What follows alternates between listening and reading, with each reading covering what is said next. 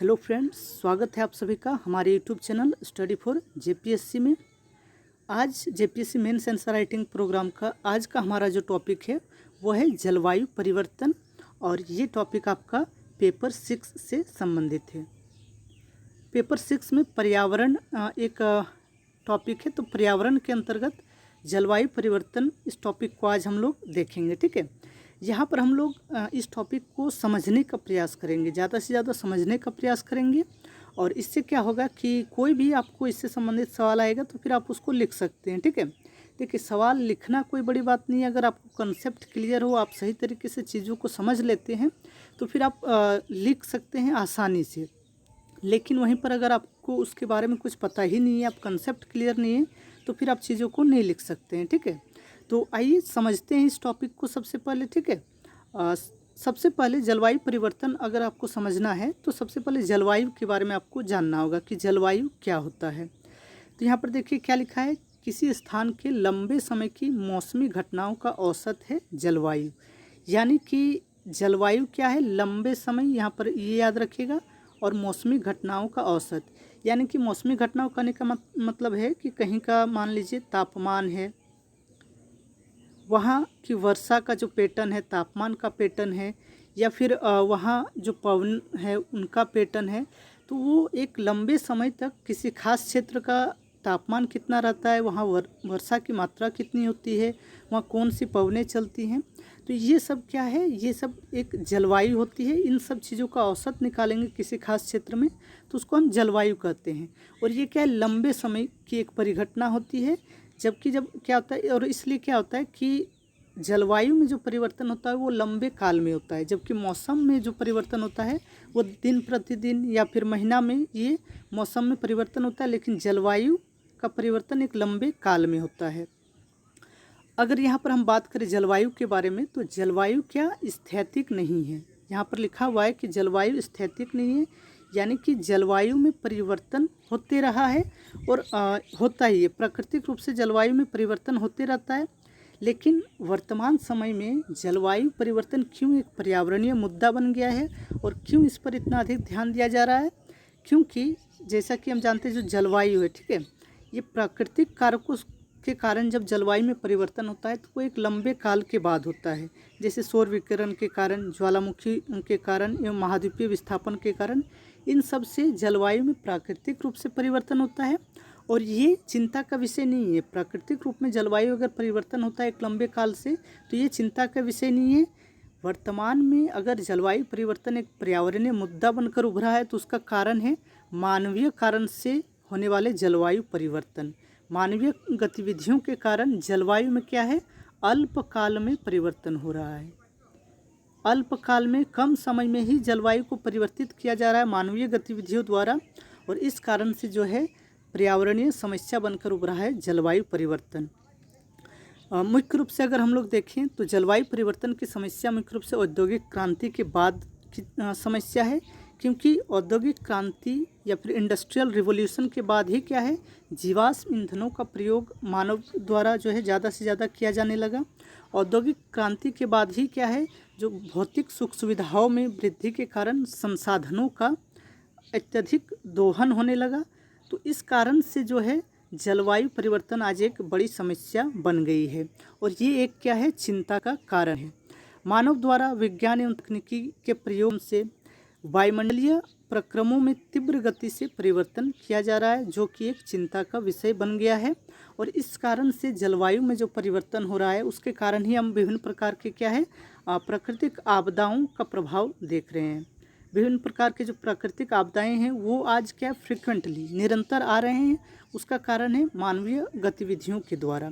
प्राकृतिक आपदाएं तो आती रहती हैं, लेकिन वर्तमान समय में हम क्या देख रहे हैं कि प्राकृतिक आपदाएं एक निश्चित समय अंतराल में आ रहे हैं लगातार, उसकी बारंबारता बढ़ गई है।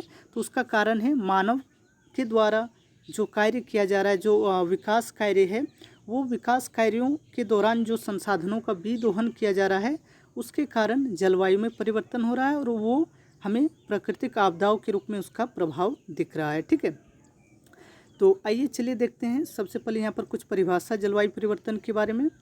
तो जलवायु परिवर्तन सामान्यतः तापमान, वर्षा, हिम एवं पवन पैटर्न में आए एक बड़े परिवर्तन द्वारा मापा जाता है, जो कई वर्षों में होता है। यानी कि जलवायु परिवर्तन को किस रूप में मापते हैं कि किसी खास क्षेत्र के तापमान, वर्षा, हिम एवं पवन पैटर्न में आए एक बड़े परिवर्तन को, जो कि कई वर्षों में होता है।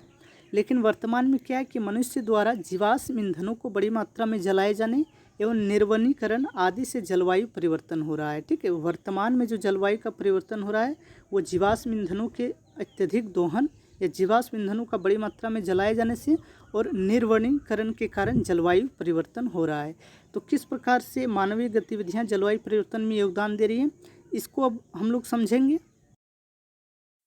अब हम लोग मानवीय गतिविधियों, ग्लोबल वार्मिंग और जलवायु परिवर्तन को एक साथ जोड़कर देखेंगे। ठीक है, मानव के द्वारा जो विकास कार्य वर्तमान में हो रहा है उसमें क्या हो रहा है, ज़्यादा से ज़्यादा जीवाश्म ईंधनों का प्रयोग हो रहा है और वनों का कटाई की जा रही है, यानी कि निर्वनीकरण डिफॉरेस्टेशन, यानी कि वनों को काटना।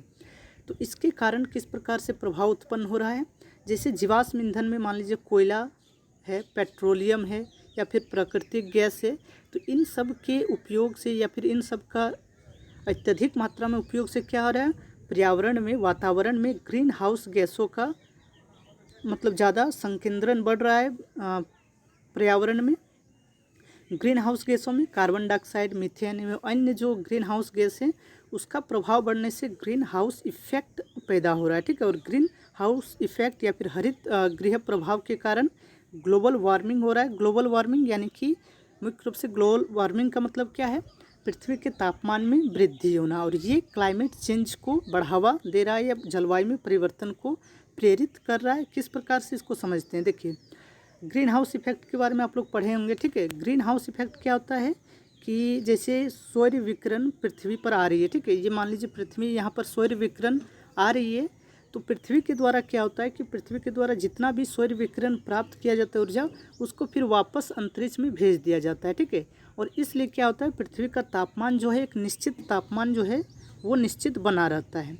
लेकिन ग्रीन हाउस गैसें क्या करती हैं, जैसे कार्बन डाइऑक्साइड या फिर मीथेन गैसें, वो जो पृथ्वी से सौर विकिरण निकल रहा है उनको अंतरिक्ष में न जाने देकर इसको ट्रैप कर लेती है या फिर इसको पकड़ लेती है। ठीक है, और इस कारण क्या होता है, पृथ्वी का तापमान जो है बढ़ जाता है, क्योंकि जो गैस है उसको जो सौर विकिरण है उसको अगर बाहर नहीं निकलने दिया जाएगा, उसको वातावरण में ही, पर्यावरण में ही उसको पकड़ लिया जाएगा, तो यहाँ पर क्या होता है, तापमान बढ़ जाता है। इसी को ग्रीन हाउस इफेक्ट कहते हैं। और इसके कारण क्या होता है, global warming. Green house effect के कारण क्या होता है, ग्लोबल वार्मिंग होता है, जिसके कारण जो पृथ्वी का तापमान है बहुत ही अधिक बढ़ जाता है और ये क्लाइमेट चेंज या जलवायु परिवर्तन को बढ़ावा देता है। क्योंकि देखिए तापमान सबसे मुख्य कारक है। ठीक है, जलवायु का तापमान एक मुख्य कारक है जलवायु में, और इसके बढ़ने से ही जो है क्लाइमेट चेंज होता है। तो इसको यहाँ पर हम लोग जोड़कर देख सकते हैं।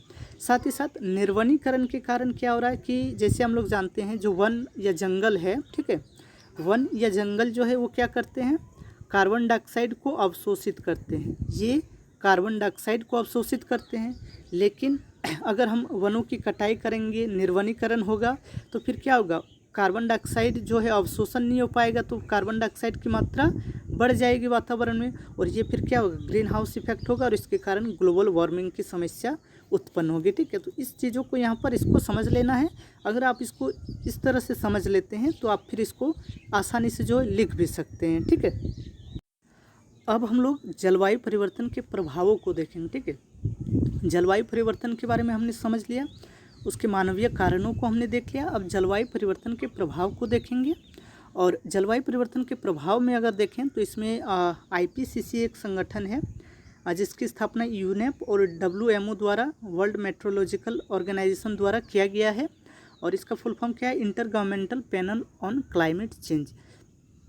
ये जलवायु परिवर्तन से संबंधित असेसमेंट रिपोर्ट यानी कि मूल्यांकन रिपोर्ट निकालती है और जलवायु परिवर्तन की सच्चाई को बताती है कि जलवायु परिवर्तन वर्तमान में किस स्तर पर है और इसका प्रभाव किस स्तर पर होगा, कितना प्रभाव पड़ेगा। ठीक है, तो इस संगठन के द्वारा जो है बार बार इस बात पर बल दिया जा रहा है कि वर्तमान में जो जलवायु परिवर्तन हो रहा है वो प्राकृतिक कारणों से नहीं बल्कि मानवीय कारणों से हो रहा है। ठीक है, इस बात का आगाह किया गया है इस संगठन के द्वारा कि वर्तमान में जलवायु परिवर्तन एक सच्चाई है और ये मानवीय कारणों से हो रहा है।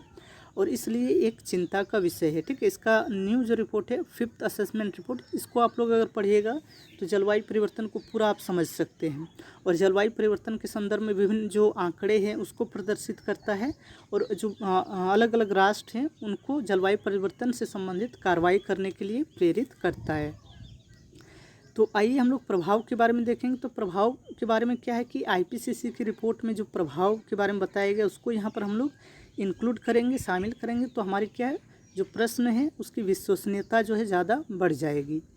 तो यहाँ पर प्रभाव में सबसे पहले है कृषि क्षेत्र पर क्या प्रभाव होगा क्लाइमेट चेंज का, यानी कि जलवायु परिवर्तित होती है। तो हम लोग देखेंगे कि उत्पादकता में क्या प्रभाव होगा। उत्पादकता मुख्य रूप से कृषि क्षेत्र में अगर देखें तो इसका नकारात्मक प्रभाव ही होगा। कुल मिलाकर जलवायु परिवर्तन का कृषि पर नकारात्मक प्रभाव होगा। और उत्पादकता की दृष्टि से क्या होगा कि तापमान बढ़ने से क्या होगा, तापमान बढ़ने से वाष्पीकरण की प्रक्रिया बढ़ेगी और इससे सूखा की समस्या ज़्यादा उत्पन्न होगी।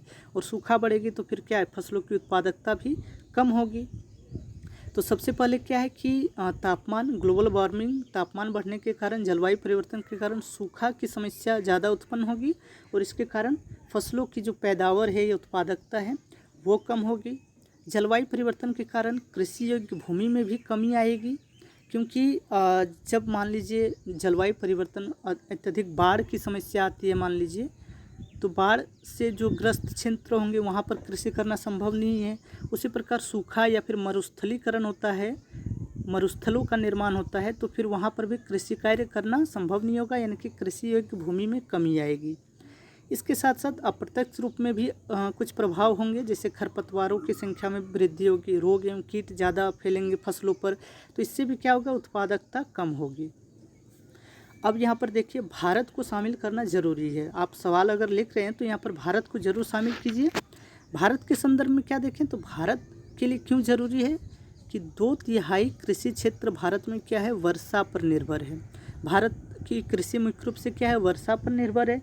तो जलवायु परिवर्तन के कारण अगर वर्षा की मात्रा में कमी या फिर बढ़ोतरी होती है तो इसका सीधा प्रभाव भारत के कृषि क्षेत्र में होगा। भारत के गांव में बसने वाले किसानों पर इसका सीधा प्रभाव पड़ेगा। ठीक है, तो ये जलवायु परिवर्तन कृषि क्षेत्र, भारत के कृषि क्षेत्र के लिए नकारात्मक प्रभाव उत्पन्न करेगी और ये गांव में रहने वाले किसानों की समस्याओं को बढ़ाएगी।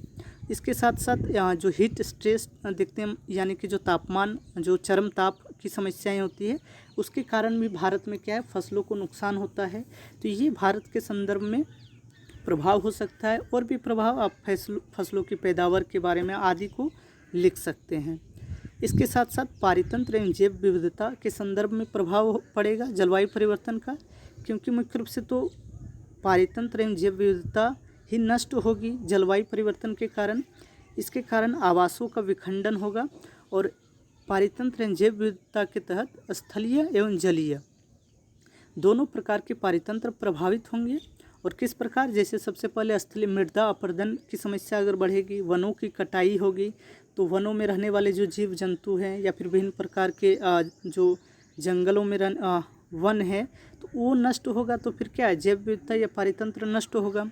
उसी तरह जल के स्तर पर समुद्र में प्रवाल विरंजन की समस्या, प्रवाल के बारे में आप लोग को पता होगा, नहीं पता है तो आप लोग पढ़ लीजिएगा। ठीक है, प्रवाल विरंजन की समस्या से समुद्री पारितंत्र पूरी तरह से नष्ट हो जाएगा। अम्लीकरण बढ़ेगा जलवायु परिवर्तन के कारण।